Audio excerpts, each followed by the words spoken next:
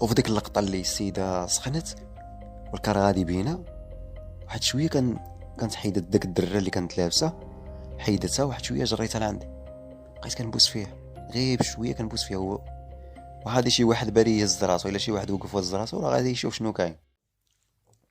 السلام عليكم متابعينا الكرام، كنتمنى من اي واحد دخل للفيديو وعجبو المحتوى يخلي واحد جيم ويدير واحد زر الاشتراك باش يطلعوا عنده الفيديوهات القادمين ان شاء الله. القصة اليوم هي قصة من القصص الواقعية اللي طلب مني واحد الشخص نشاركها معكم، على اساس بنادم يعرف شي حوايج ما عرفهمش.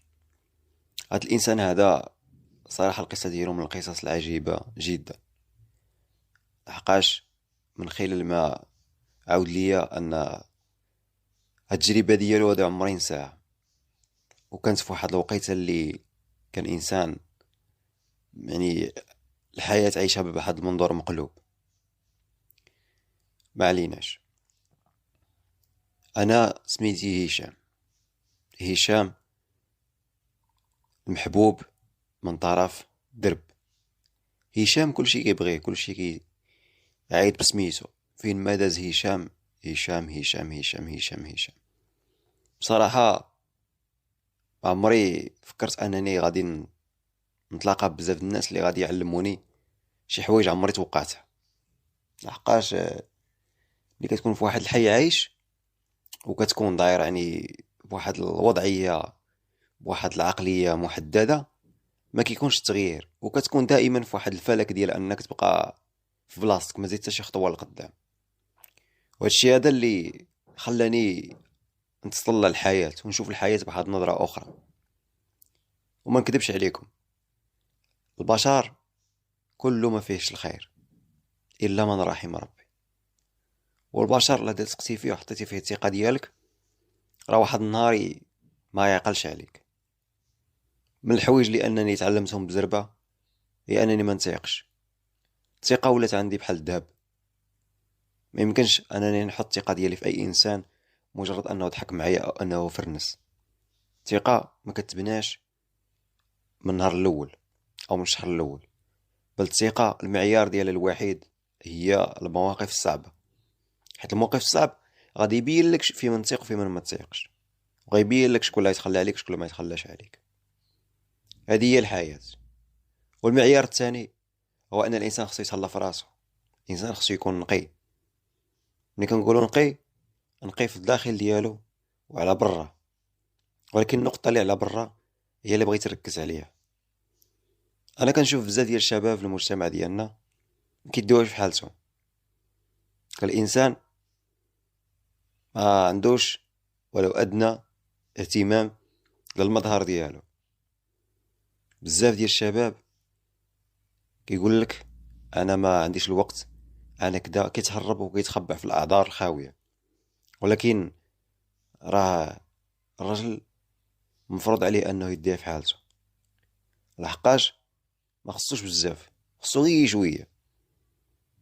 وبزاف ديال الشباب ما كيفكروش في هذه النقطه هذه، وهذه النقطه هذه هي سبب من اسباب الانسان يقدر يتغير لحياته لما هو افضل. راه بزاف ديال الناس كيمشيو للخدمه يخدموا او كيمشيو يديروا شي حاجه وكينسى راسو، كيبان بحال شي متشرد. العقليه ما بقاش كيما شحال هذه في المغرب. المغرب كنتي تمشي تقلب على خدمه خصك شي مبهدل، كيقول لك خصك شي ما لابش باش انهم يخدموك. ولكن في اوروبا مشيتي تقلب على خدمه وانت ما لابش مبهدل غادي يجري يقول لك انت متشرد هومليس. يعني العقليه بدات كتبدل في المغرب، مابقاتش كيما شحال هذه. ولا دابا بنادم خصو يمشي بواحد اللي زوين بواحد الصوره زوينه باش يخدم، لحقاش راه الانطباع الاول اللي كياخذوه الناس عليك هو النظافه ديالك وعاد الكلام ديالك ومن بعد الشخصيه ديالك. وهادشي هذا اللي كيساهم بشكل كبير باش يخلي الانسان انه ناجح في الحياه ديالو اليوميه مع الناس كاملين. ولكن بزاف ديال الناس ما قليل فيه الصعوبه هاد القضيه هادي، وما غيفهموهاش دابا، غيفهموها حتى غيطيحوا في مواقف اللي غادي يتجرى. انا كان الحلم ديالي انني نمشي للعسكر، كنت كنحلم انني نمشي للعسكر من الصغر ديالي. كنت كنشوف الارمي كانني كنشوف شي حاجه جنه، وكان الهدف ديالي الاول والاخير. جاب الله ودخلت الارمي، وبديت في داك العالم شي حاجه اللي غريبه بزاف. يعني كنت كنشوف فقط التلفازه، ولكن الواقع مو غير التلفازه. الواقع يعني الحريط ديال بصح. خاصك تكون واحد الانسان مسؤول بدرجه اولى على ذاتك. خاصك تكون عندك روح المسؤوليه، وروح المسؤوليه من الحوايج اللي كيخليو الانسان انه يكون ناجح في حياته. يعني يكون الانسان يطبق داك السيستيم ديال انه مسؤول على ذاته وحازم في المواقف ديالو، وما غاديش يعيش مدمر حياته كامله. التغيير للحياه ديالو. ولكن الاغلبيه ديال الشباب خارج عليهم سوء تدبير الحياه ديالهم، ما عندهمش تنظيم الحياه ديالهم، ما عندهمش احترام الوقت. انسان كيشد التليفون كيبقى فيه 4 سوايع 5 سوايع في النهار، كيفاش بغيتي يدير شي حاجه؟ بالرغم ان ما كاين والو، ما كاين ما يدار في البلاد، ولكن ما تزيدش انت تزيد تبرك على راسك.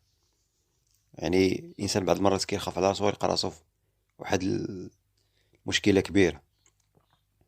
كانت الخدمه ديالي في العسكر خدمه زوينه، وتعلمت فيها بزاف د الحوايج، منها روح المسؤوليه، منها الاعتماد على الذات، منها بزاف د الحوايج.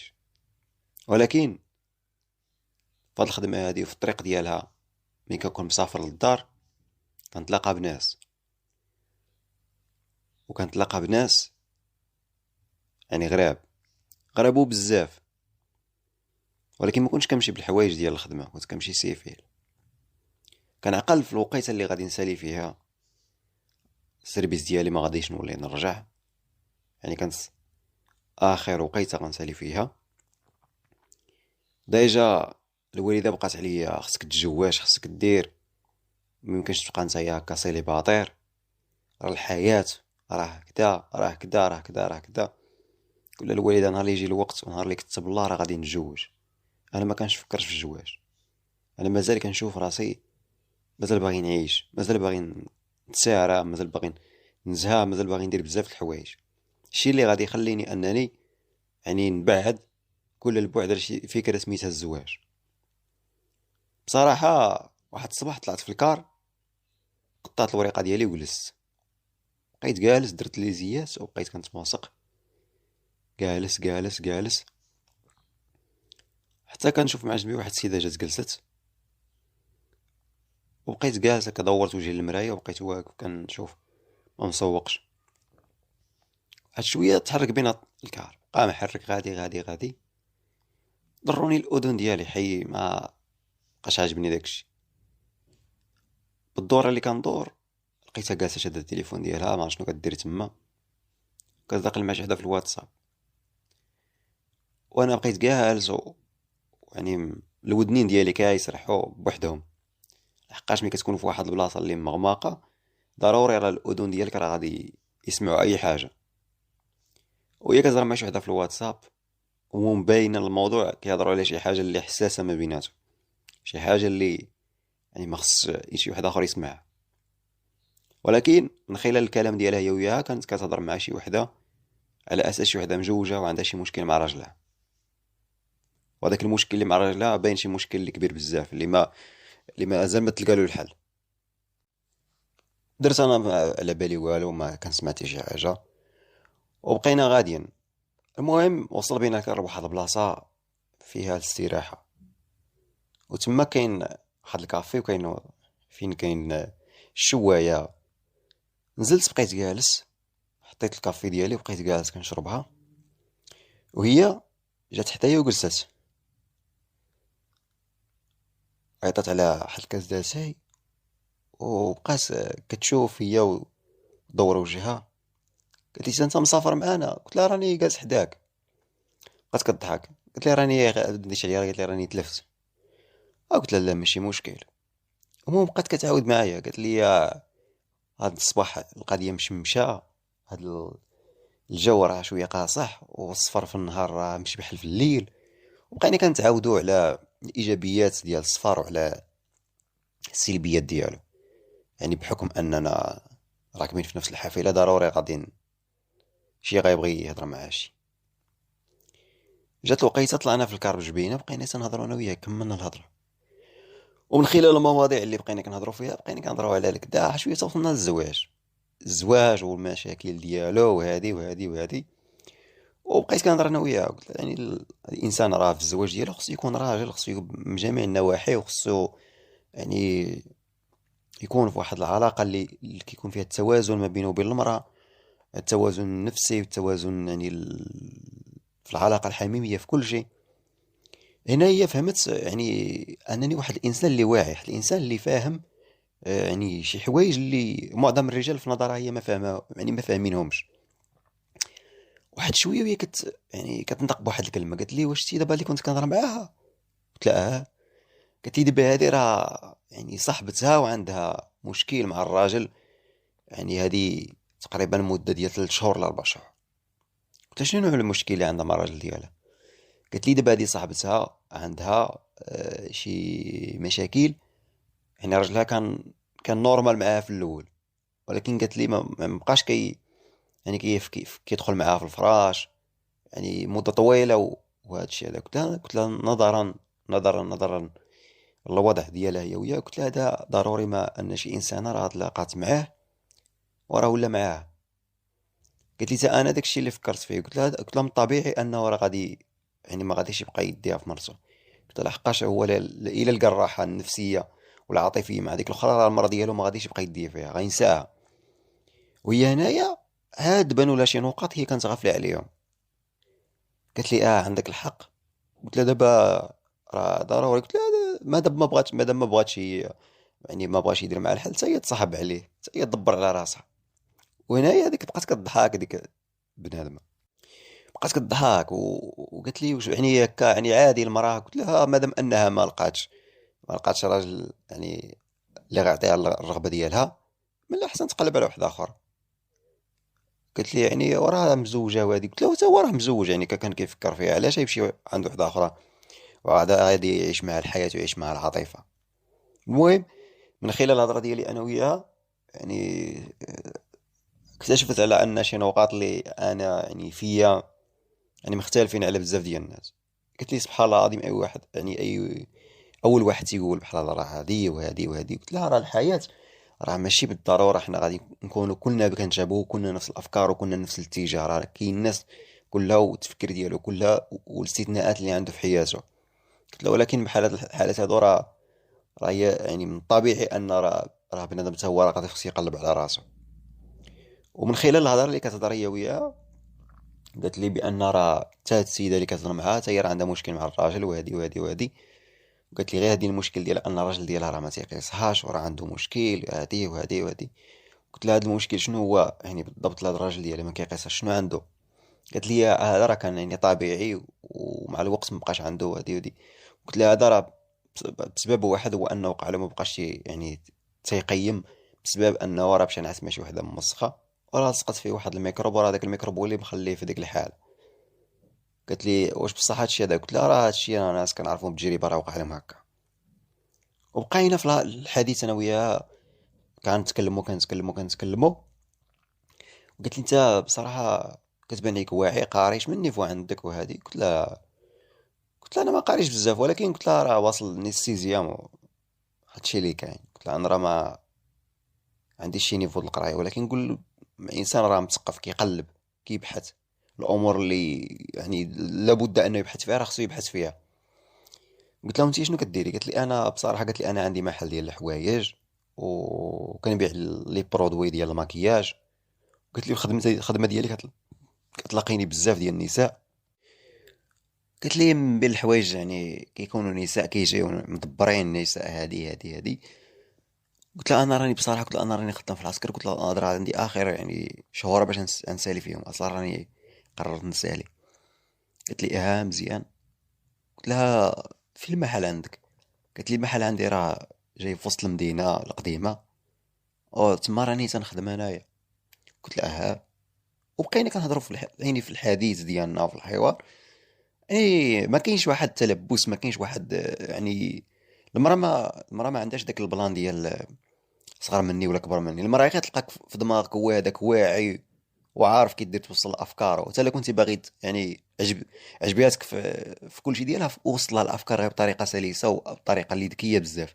راه ماشي خصك دير شي حاجه اللي فيها المستحيل باش ان هاد تهضر معاك. هذه هي المشكله. المهم السيده من خلال الهضره ديالي انا وياه حسيت بان يعني بحال اللي انحازت ليا، بحال اللي ولا واحد الانجذاب عندها. وبقينا غاديين انا وياه في داك الكار هكاك. وصلنا عاوتاني للباحه الثانيه. الباحه الثانيه هي الباحه ديال فيها الاستراحه عاوتاني. غير هاد الباحه هادي وقفنا فيها واحد القسمين، حقاش كانت هي واحد البومبا، وديك البومبا فيها شي قهوه هكا وصافي. المهم ماشي بحال الباحه الاولى، كانت مازال لينا واحد ساعه تقريبا ونص نوصلوا. المهم انا هبطت بالزربه، دخلت للطواليت، كنت شويه مزير، هبطت للطواليت وليت طلعت بالزربه، ما بغيتش نجلس على برا. هذيك الساعه هي تم الطالعه وكان الكار يلاه مازال خاوي، يعني تن البلايص مورانا ما كاينينش، كاين مورانا غير شي ربعه، ودوك الربعه كان واحد فيهم جالس ولا جوج وبقاو راه ما هبطوا وما كاينش حد. اللي تاكدت بان بلا مراه ما كاينش، واحد شويه تمت جايه، بقات واقفه هكا كتقاد مع ضربه واحد الجلابه. هي جات بحال بغات تجلس هكا، وهي تجلس وانا كنحط يديا وجلست على يديا. طبست لها في الكر ديالها. طبست لها، شافت فيا يعني فتحت عينيها بزاف، يعني بحال اللي مصدومه زعما. قلت لها قلت لها مالكي؟ قلت لي انت حاط يدك تما، وشنو دابا هادشي دابا؟ قلت لها راه عادي، قلت لها راه صافي، قلت لها انا راه عجبتيني، راني قصتك. قلت لها راه ما يمكنش هاد الزين هذا كامل راه ما غاديش نقيسو انا شخصيا. قلت لها انا راه ما يمكنش ما نقيش هاد الزين هذا كامل. قالت لي واش مولف كدير هادشي ولا دا اول مره؟ قلت لها بصراحه ما نكذبش عليك، قلت لها راني هادي ثاني مره فيما كنلقى شي وحده يعني زوينه بحالك، راه ضروري راه غادي نقيسها. المهم بقيت جالس انا وياها وكنقيسها من تما، وهي ديك الساعه كتقول لي هو يطلع شي حد يشوفنا، هو يطلع شي حد يشوفنا، هو يطلع شي حد يشوفنا. قلت لها راه ما يطلع حتى شي واحد اصلا. ديك الجهه ديالي انا المرايه، دوزت داك لي زرد المرايه وبقيت جالس انا وياها. قلت لها والله الا عندك طاي زوينه. وليت عاوتاني حشيت يدي مع الجيب ديال الجلابه، وبقيت كنطلع يدي مع الفخاد ديالها ونهبطهم، كنضربها واحد الكولون. داك الكولون هو اللي كان يعني كان رهيف، كنت كنحس بديك القبضه ديال اللحم في الداد ديالها. المهم بقينا انا وياك هكاك. قالت لي دابا انا قلت لي دابا غير صبر. قالت لي ما نمشيوش وحنا نبقى غاديين، قالت لي حنا هكا وغادي قلت لها راه ما غادي يشوفنا حتى شي واحد. المهم طلعوا الناس، جريت ديك الخاميه مع جنبي، وبقيت غادي انا وياها راكبين، هو محاشي يدي مع الجلابه ديالها، وكنقيس في داك الفخاد. المهم وكنهضروا انا وياها، كنقول لها المهم شنو فين ساكنه بالضبط قولي لي. المهم بقات كتعاود ليا وانا غادي وانا حاط يدي تما. يعني الحاجه اللي استنتجتها في ديك اللحظه ان المراه راه المراه عندها دوك المناطق مهمين بالنسبه ليها، مهمين. ديك المناطق راه يعني خصها ضروري الراجل يقبض فيهم. لما ما قبضتش في الراجل فيهم، هذه بعدا البني اللي مجوج، لا عندك مرتكم ما كتقبضلاش في دوك المناطق يصير له حراسك، راه لا حياه لمن تنادي. كنقبض لها تما، وهي ديك الساعه كتهضر معايا، وهي حاضيه في نفس الوقت باغي يشوفني شي حد. وانا ما مسوقش، انا ما مسوق، انا حاط يدي تما على دوك الفخاد ديالها، كنقلب فيهم ونقيس فيهم. واحد شويه بقات واحد شويه متسكيه، جبدت التليفون حتى بغات توريني شي حاجه. قالت لي انا نوريك واحد الحاجه. فتحت التليفون ودني حط التصاور ديالها في شي بلاصه، ودوك التصاور ديالها في شي بلاصه. المهم بحال هي فتكات عليا هكا باش توريني. هذيك باش توريني انا كنولي ندور يدي عاوتاني من موراها ونطبز عاوتاني. هي بحال اللي السيده صافي عجبها الحال، يعني صافي ولا عندها داك الشيء، يعني خصها تطبقو ديريكت. انا بقيت في ديك اللحظه هكا كنقول لها حبيبه ديالي المهم كنقيس فيها وهي غاديه معايا تقريبا بقيت غادي معاها انا في هذيك اللحظه صافي يعني قيمت، يعني ما لقيتش كنديرها كنصبر. صافي قيمت يعني ما لقيتش الحل كاع، ما صافي. واحد شويه تمينا يلا قربنا، بقات لينا واحد 45 دقيقه هكاك 40 دقيقه. وجاب الله كتوقف داك الكار في واحد البلاصه، وكينزلوا دوك اللي مورانا. دوك اللي مورانا نزلوا. ملي نزلوا دوك اللي مورانا، انا ديك الساعه زدت جعرت. شنو درت؟ بقيت كنطلع يديا مع داك الكولون ديالها، ومشيت للكرشه وهي كتشد يدي كتبعد لي يدي، كنقول لها غير جلسي. قلت لها هو يسمعونا الناس اللي قدام. واحد شويه كنهبط كنحشي يدي تما، كنهبط يدي كنلقى ديك الجهه ديال اللي يعني فوق طبونها ملسه بزاف، يعني دايره ديك البوماده محيده داك الزغب، يعني السيده نقيه. كنهبط صباعي مع داك الاخر وهي كتقلب بوحدها. كنهبط صباعي كنوصلو حتى لديك البدر بصباعي، كنبدا نحك نحك عاوتاني نبدا نطلع. السيده صافي بدات كتسخن ديريكت. وفي ديك اللقطه اللي السيده سخنت والكار غادي بينا، واحد شويه كانت حيدت داك الدره اللي كانت لابسه، حيدتها واحد شويه جريتها لعندي، بقيت كنبوس فيها غير بشويه كنبوس فيها. وهادي شي واحد بالي يهز راسو، الا شي واحد وقف وهز راسو راه غادي يشوف شنو كاين. وبقيت كنبوس فيها بشويه كنبوس فيها، كنحشي يدي في داك البزاز اللي عندها، ما عندها صدر كبير، كنقيسها تما. والسيده يعني غاديه معايا ساقره ما كاين والو، صافي سلمت امرها.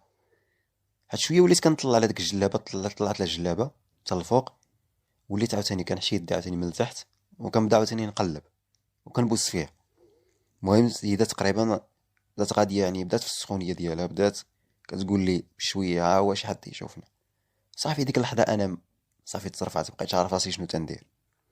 بقيت كنهلس عليها عاوتاني، كنحس عاوتاني بشي واحد غادي يحبس الكار، ولا غادي نوصلو لشي بلاصه اللي الضو فيها ضارب غادي يبان. كنحبس عاوتاني كنتمو زايده عاوتاني. المهم تقريبا بقينا غاديين في ديك الطريق حتى قربنا ندخلو بدينا، بقاتينا واحد ثلث ساعه. تطيبتها بزاف. واحد شويه قلت لها شوفي، قلت لها انا ما نفكش معاك. قالت لي شنو؟ كنفتح داك ديال الجيب ديال السروال ديالي من الجنب، وكنجبد الحاج، وقلت لها يلاه شد. بقينا غاديين وبقات كتشد، بقات كتشد. واحد شويه قلت لها راه حنا قربنا، قلت لها راه مبقى والو. واحد شويه صاحبتنا كنجرها عندي، وبقات كتمص.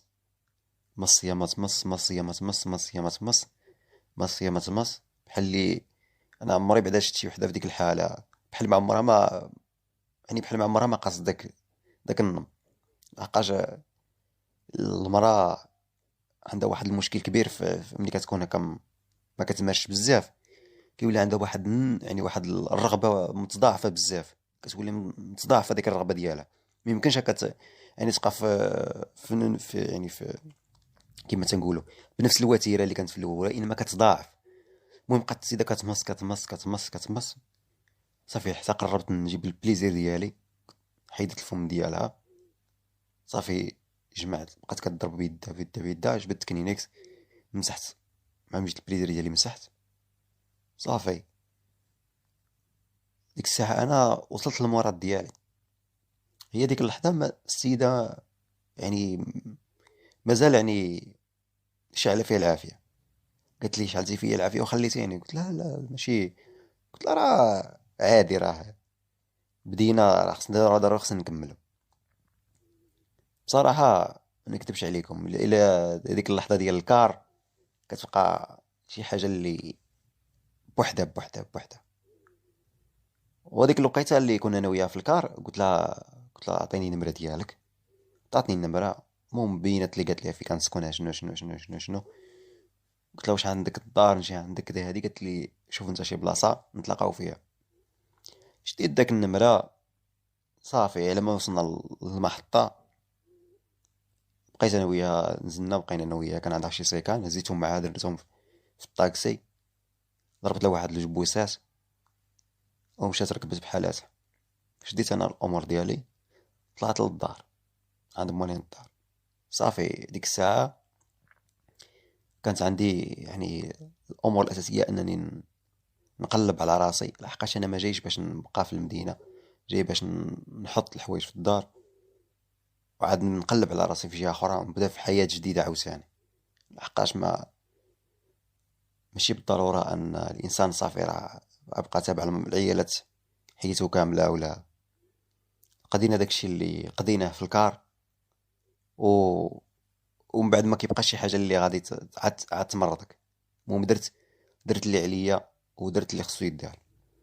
وبزاف ديال الشباب ما عارفينش هذه المساله هذه، ان الانسان، ان بصفة عامة العلاقة ديالك مع المرأة كتبغي الزعامة، كتبغي الإنسان يكون زعيم، وكتبغي الإنسان أنه يكون يعني حذر في نفس الوقت، ماشي من داك النوع اللي غيفضحها ولا.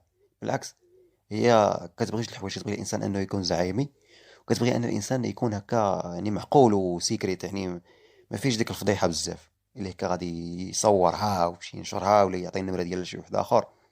بل العكس، المرأة مع مرات تبغيك، ومرات دير معك علاقة لا عرفتك من هذا النوع هذا. يعني الإنسان خصو يكون بنادم، كما تنقولوا بالدارجة ديالنا بنادم كاين.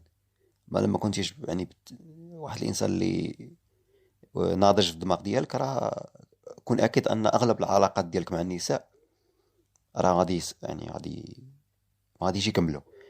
على عكس بنت صغيرة 16 عام 17 عام، كتلقى يلاه عاد بادية في التنشئة ديالها، مازال عاد بزاف الحوايج ما عرفهمش، ولكن وحدة كبيرة راه عارفها مزيان، راه يعني ماشي شي وحدة اللي يعني سهل انك تضحك عليها، ولكن راه كتلقاها ناضجة وفاهمة